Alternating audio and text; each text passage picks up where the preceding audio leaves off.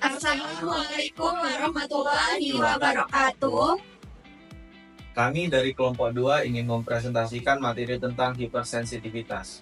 Sebelum lanjut ke materi, izin memperkenalkan diri. Nama Muhammad Agung Satria dengan NPM 233800094. Lalu dilanjut oleh teman saya. Saya Zaskia Artika Putri Rahayu, NPM 233805151. Saya Rini Larasati dengan NPM 233800125. Saya Tina Agustin dengan NPM 233800140. Saya Leni Gustia dengan NPM 233808087.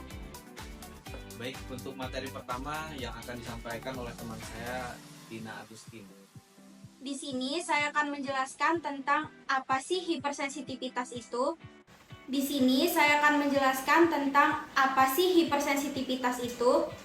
Hipersensitivitas biasa dikenal dengan penyakit alergi. Saya akan menjelaskan lebih lanjut. Hipersensitivitas merupakan suatu kondisi atau reaksi yang dapat menyebabkan suatu keadaan cedera patologis ataupun cedera pada suatu jaringan.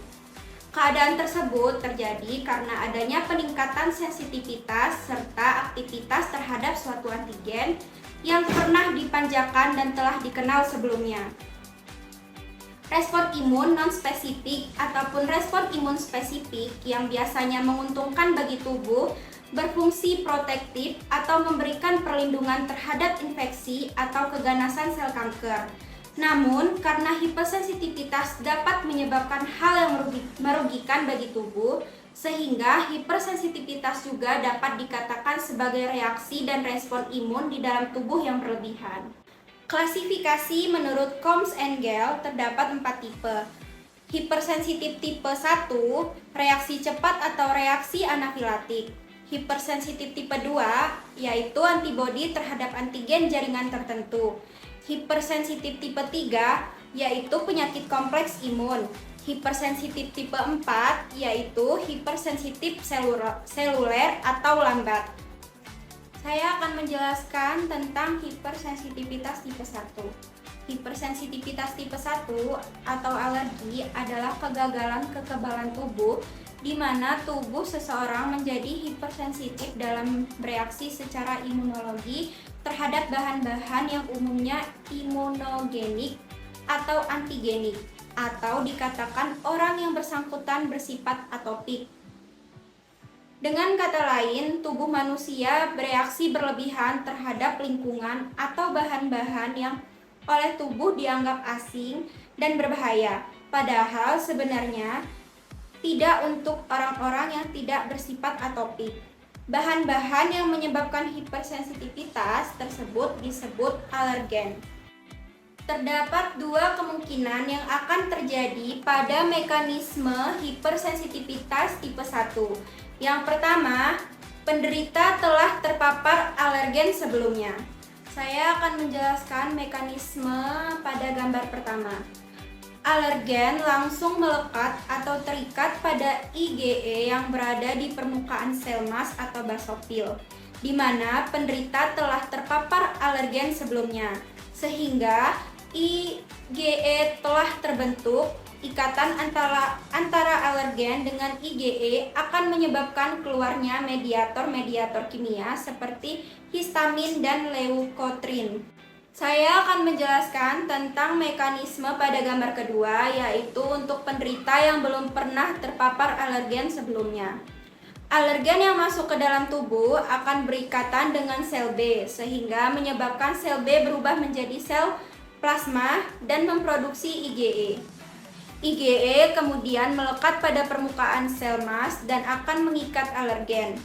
Ikatan sel mas, IgE, dan alergen akan menyebabkan pecahnya sel mas dan mengeluarkan mediator kimia. Setelah menjelaskan mekanisme yang akan terjadi pada hipersensitivitas tipe 1, contoh-contoh penyakit yang akan timbul, yang pertama konjungtivitis, yang kedua asma, yang ketiga rintis, yang keempat anafilaktik shock. Dan untuk materi yang kedua yang akan dilanjut oleh teman saya yang bernama Zaskia Artika Putri Rahayu. Dan di sini saya akan melanjutkan materi tentang hipersensitivitas tipe 2. Hipersensitivitas tipe 2 atau reaksi alergi tipe 2 merupakan reaksi yang menyebabkan kerusakan pada sel tubuh oleh karena antibodi melawan dan menyerang secara langsung antigen yang berada pada permukaan sel. Antibodi yang berperan biasanya IG dan G. Mekanisme yang terjadi seperti pada gambar di atas. Tipe ini melibatkan K-sel atau makrofag. Alergi akan diikat antibodi yang berada di permukaan sel makrofag atau K. K-sel membentuk antigen antibodi kompleks. Kompleks ini menyebabkan aktifnya komplement C2 sampai C9 yang berakibatkan kerusakan.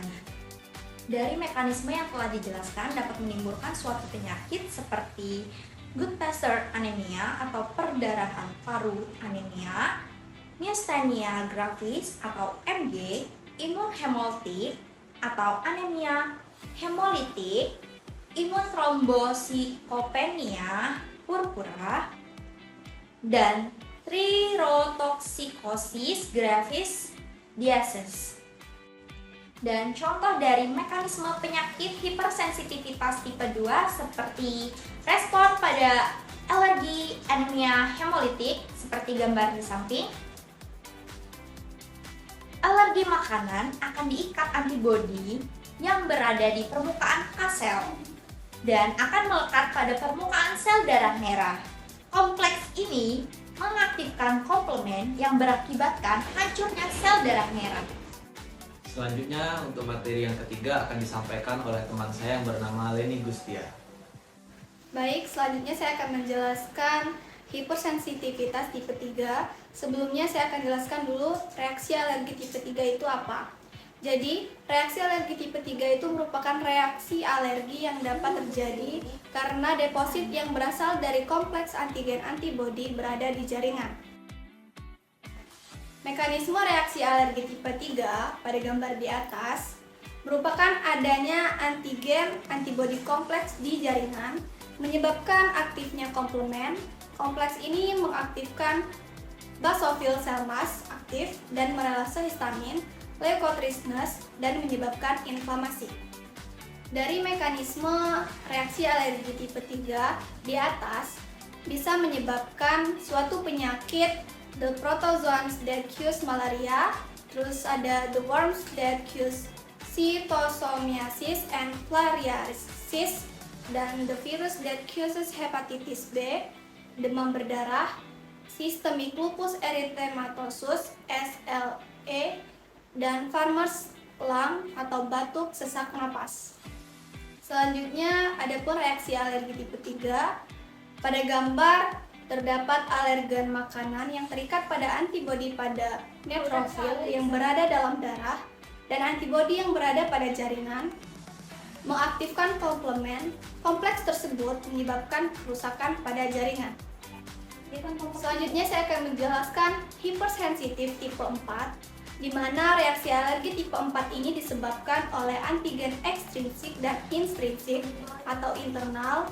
Kemudian reaksi ini melibatkan sel-sel imunokompeten seperti makrofag dan sel T. Ekstrinsik itu terdapat nikel, bahan kimia, dan intrinsik ada insulin, dependent diabetes mellitus, IDDM or type 1 diabetes, dan multiple sclerosis, MS, dan rheumatoid arthritis, dan TBC. Selanjutnya pada gambar mekanisme reaksi alergi tipe 4 ada makrofag APC mengikat alergen pada permukaan sel dan akan mentransfer alergen pada sel T sehingga sel T merelase interleukin atau mediator kimia yang akan menyebabkan berbagai gejala. Dari gambar mekanisme reaksi alergi tipe 4 yang sudah dijelaskan, dapat menyebabkan suatu penyakit seperti dermatitis kontak alergi, tuberculitis, dan granula pada TB atau lepra. Kemudian ada berbagai bentuk reaksi hipersensitivitas akibat obat-obatan. Baik, selanjutnya saya akan menjelaskan mengenai mekanisme innate immunity dalam hipersensitivitas. Innate immunity adalah lini pertahanan pertama tubuh terhadap patogen dan bekerja secara cepat serta non-spesifik. Sistem ini melibatkan komponen fisik, kimia, dan seluler yang berperan dalam mendeteksi serta merespon ancaman. Mekanisme innate immunity dalam hipersensitivitas terbagi menjadi 3. 1. Sel-sel imun bawaan seperti makrofag, neutrofil, mast cells, dan dendritic cells. Dalam sel-sel imun bawaan, ketika tubuh menghadapi antigen yang dapat memicu hipersensitivitas seperti alergen, sel-sel ini mengenali pola molekuler melalui reseptor Pattern Recognition Receptors atau PRRS seperti Toll-like receptors atau TLRS. Selanjutnya, jika antigen dikenali sebagai ancaman, mast cells akan mengeluarkan histamin dan mediator inflamasi lain yang menyebabkan reaksi alergi atau hipersensitivitas tipe 1. Selanjutnya, makrofag dan neutrofil juga dapat melepaskan sitokin proinflamasi yang memperburuk peradangan dalam hipersensitivitas tipe 3 dan 4. 2. Komplement dan mediator inflamasi. Pada komplement dan mediator inflamasi, sistem komplement dapat diaktifkan oleh antigen antibodi atau hipersensitivitas tipe 2 dan 3 yang menyebabkan peningkatan peradangan serta kerusakan jaringan akibat aktivasi sel imun bawaan. Selanjutnya, komplement juga membantu opsoniasi antigen dan rekrutmen sel inflamasi, memperburuk kondisi hipersensitivitas. 3. Eosinofil dalam reaksi alergi.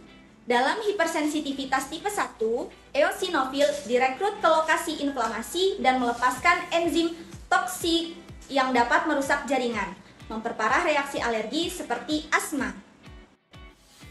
Baik, selanjutnya saya akan menjelaskan dampak innate immunity dalam hipersensitivitas. Dampak innate immunity dalam hipersensitivitas yaitu sistem ini bertindak cepat dan menyebabkan gejala awal hipersensitivitas seperti inflamasi, edema, dan pelepasan histamin. Respon ini bisa menyebabkan kerusakan jaringan dalam kasus seperti hipersensitivitas tipe 2 atau reaksi sitotoksik dan tipe 3 atau reaksi imun kompleks. Arena sistem ini non-spesifik, terkadang ia dapat memperparah kondisi hipersensitivitas tanpa memberikan toleransi imun. Selanjutnya, saya akan menjelaskan mengenai mekanisme adaptive immunity dalam hipersensitivitas. Adaptive immunity adalah mekanisme imun yang lebih spesifik dan berkembang setelah paparan antigen. Sistem ini dibagi menjadi respon humoral atau antibodi dan respon seluler atau T-cell mediated immunity. Dalam mekanisme hipersensitivitas, sistem ini berperan melalui beberapa cara. Cara yang pertama yaitu produksi antibodi atau imunitas humoral. Pada hipersensitivitas tipe 1, limfosit B memproduksi IgE yang kemudian berikatan dengan sel mast, memicu pelepasan histamin saat terpapar alergen. Pada tipe 2, IgG dan IgM mengikat antigen seluler, menyebabkan penghancuran sel melalui aktivasi komplement atau sel efektor. Selanjutnya, respon sel T atau imunitas seluler. Pada hipersensitivitas tipe 4 atau reaksi tertunda, limfosit T memainkan peran utama dalam respon antigen. Contohnya adalah dermatitis kontak dan reaksi tuberkulin, di mana sel T CD4+ mengaktifkan makrofag dan menyebabkan inflamasi jaringan yang berlebihan. Selanjutnya, memori imunologis, yaitu salah satu karakteristik imunitas adaptif adalah kemampuannya untuk mengikat antigen yang pernah dikenali sebelumnya. Hal ini menyebabkan respon hipersensitivitas yang lebih cepat dan kuat pada paparan ulang terhadap antigen yang sama. Perbedaan innate dan adaptive immunity dalam hipersensitivitas. Aspek kecepatan respon, innate cepat menit sampai jam, dan adaptive immunity lambat bisa berupa hari sampai minggu. Dan juga aspek spesifitas, innate non-spesifik, adaptif sangat spesifik. Aspek komponen utama innate, macrophage, neutrophil, mast cell, complement, dan adaptif sel B, sel T antibody. Selanjutnya aspek tipe hipersensitivitas yang dipengaruhi innate immunity tipe 1, histamin, eosinofil, dan tipe 2 dan tipe 3 inflamasi dan komplement. Adaptive immunity tipe 1 IgE, tipe 2 IgG atau IgM, tipe 3 kompleks imun, dan tipe 4 sel T. Yang terakhir aspek efek utama dan hipersensitivitas. Immunity, inflamasi cepat, kerusakan jaringan akut, dan adaptive immunity, reaksi aspek antigen autoimunitas. Jadi itulah perbedaan innate dan adaptive immunity. Yang terakhir adalah kesimpulan. Poin 1, innate immunity bertindak sebagai garis pertahanan pertama dalam hipersensitivitas dengan melepas histamin, mediator inflamasi, serta melibatkan eosinofil dan komplement untuk mengatasi antigen. Poin kedua, adaptive immunity memegang peran utama dalam perkembangan berbagai jenis hipersensitivitas, terutama melalui produksi antibodi IgE, IgG, IgM, dan aktivitas sel T. Poin ketiga, ketidakseimbangan antara kedua sistem ini dapat menyebabkan berbagai penyakit imunologis, mulai dari alergi hingga penyakit autoimun.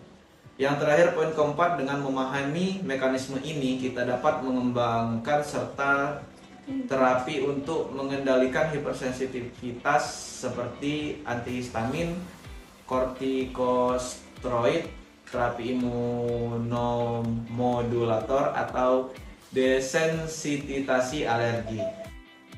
Baik, cukup sekian presentasi yang dapat kami sampaikan. Lebih dan kurangnya kami mohon maaf. Kami akhiri, wabillahi taufiq wal hidayah. Wassalamualaikum warahmatullahi wabarakatuh.